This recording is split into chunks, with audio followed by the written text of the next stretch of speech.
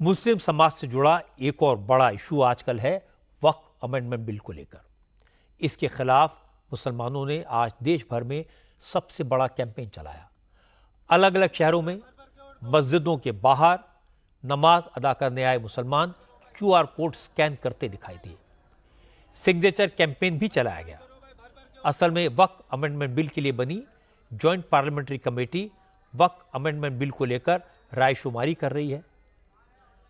All India Muslim personal board और कुछ मुस्लिम संगठनों की कोशिश है कि इस बिल के खिलाफ ज्यादा से ज्यादा मुसलमान अपनी राय JPC को भेजें। मुसलमानों को अपनी राय भेजने में दिक्कत ना हो, इसलिए पर्सनल लॉ बोर्ड ने प्रोटेस्ट का एक ड्राफ्ट तैयार किया है। विरोध के इस ड्राफ्ट में बिल को निरस्त करने की मांग की गई है। QR कोड स्कैन करते ही ड्राफ्ट का कंटेंट स्कैन करने वाले के मेल पर खुल जाता है। सेंड बटन दबाते ही राय का ईमेल सीधे JPC तक पहुंच जाता है। क्योंकि आज ज्वाइंट पार्लियामेंट्री कमेटी की को राय भेजने का आखिरी दिन था, इसलिए इस कैंपेन में मुस्लिम संगठनों ने पूरी ताकत लगाई। मुंबई में वडाला की सुन्नी हिलाल मस्जिद और नागपाड़ा की सुन्नी बिलाल मस्जिद में जुमे की नमाज के लिए आने वाले हर मुसलमान से QR कोड स्कैन कराया गया। QR कोड के पोस्टर नौजवानों और बच्चों के हाथों में दिए गए। मस्जिद में आने वाले हर शख्स को चेतावनी दी गई।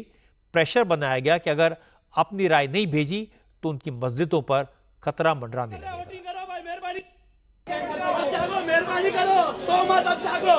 मेहरबानी करो, वोटिंग करते हुए चलो भाई।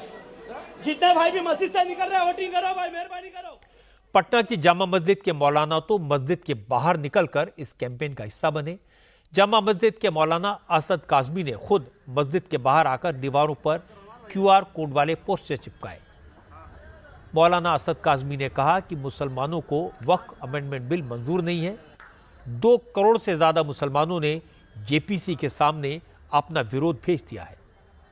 मौलाना काजमी ने कहा यह बिल न सिर्फ मजहब के खिलाफ है बल्कि संविधान के भी खिलाफ है। हम इसको रिजेक्ट करते हैं, मुस्तरद करते हैं।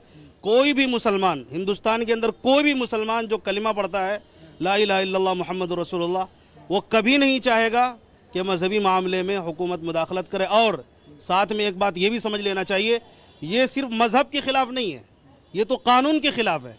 हिंदुस्तान ने हमें आज़ादी दी है और ये इबादत है, वक्फ करना इबादत है, सदका है। अब सदक़े के अंदर कोई आदमी हमें आके बताए कि सदका कहाँ देना है, कहाँ नहीं देना, कौन सी सदक़े की चीज़ है, तो हमें किसी से सीख लेने की ज़रूरत नहीं है, बल्कि इस्लाम के अंदर खुद बताया गया है। तो जब QR स्कैन करेंगे तो हम JPC जो कमेटी बनी है, पार्लिमानी कमेटी जो है, उसको हम भेज रहे हैं। उन्होंने राय मांगी है, हम बिल्कुल मुखालफत करते हैं, मुस्तरद करते हैं। 2 करोड़ अब तक हो चुके हैं, बल्कि उससे भी ज़्यादा हो चुके हैं। लखनऊ के ऐशबाग ईदगाह में आज हजारों मुसलमान नमाज अदा करने आए।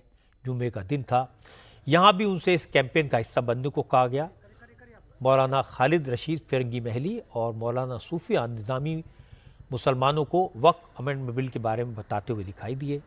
नमाज के बाद मौलाना खालिद रशीद फिरंगी महली ने तकरीर भी की। इसमें भी आज वक्फ बिल को लेकर ही ज़्यादा बात की गई। मौलाना सूफियान निज़ामी पोस्टर के पास खड़े हुए, ईदगाह में आने वाले नमाजियों को बेल भेजने का प्रोसेस समझाया। मौलाना सूफियान निज़ामी ने कहा वक्फ की ज़मीनें मुसलमानों की पर्सनल प्रॉपर्टी हैं। संविधान इस बात की इजाज़त नहीं देता कि किसी की पर्सनल प्रॉपर्टी के मामले में सरकार दखल दे। ये मुसलमानों के दरमियान ये बात बिल्कुल वाज़े हो गई है कि हुकूमत ये चाहती है कि जो औकाफ उनकी बुजुर्गों की है, उनके बड़ों की है, जो उन्होंने अल्लाह के नाम पर वक्फ किया है, वो किसी भी तरीके से उसके इख्तियारात ख़त्म कर लिए जाएं। और ये तमाम मुसलमान बढ़ चढ़ कर इसके खिलाफ अपनी आवाज़ बुलंद कर रहे हैं और जिस सतह पर भी ज़रूरत होगी इसके खिलाफ अपनी आवाज़ बुलंद की जाएगी। इसलिए कि मुसलमानों ने किसी से छीन कर इन औकाफ को अल्लाह के नाम पर वक्फ नहीं किया, बल्कि उनके बुजुर्गों की और अपनी ज़ाती प्रॉपर्टी को अल्लाह के नाम पर मसाजिद के लिए, मदारिस के लिए, कब्रिस्तानों के लिए, खानकाहों के लिए वक्फ किया है। और कोई भी हुकूमत इस बात का इख्तियार नहीं रखती है कि वो किसी की पर्सनल प्रॉपर्टी को, ज़ाती प्रॉपर्टी को कानून बनाकर उनसे छीन ले। पूरे देश में 30 वक्फ बोर्ड हैं और सरकार का दावा है कि वक्फ बोर्ड के पास 9 लाख एकड़ में फैली करीब 1 लाख करोड़ रुपए से ज्यादा की प्रॉपर्टी है। लेकिन बहुत साल से वक्फ बोर्ड पर आरोप लगते आए हैं कि वक्फ बोर्ड की प्रॉपर्टीज में कुछ गिने चुने लोगों का कब्जा है, सिर्फ 200 लोग इसे चलाते हैं।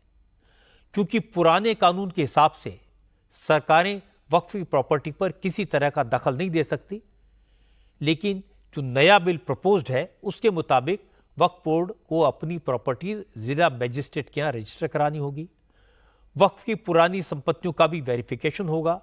सरकार वक्फ बोर्ड में कई तरह के सुधार करना चाहती है, लेकिन मुस्लिम नेताओं और धर्मगुरुओं को ये बिल्कुल मंजूर नहीं है। उनका कहना है कि ये उनके अधिकारों में दखलंदाजी है। इसलिए पहले दिन से वक्फ बिल का विरोध हो रहा है और इसी का नतीजा है कि पार्लियामेंट में इंट्रोड्यूस होने के साथ साथ इसे जेपीसी के पास भेजना पड़ा।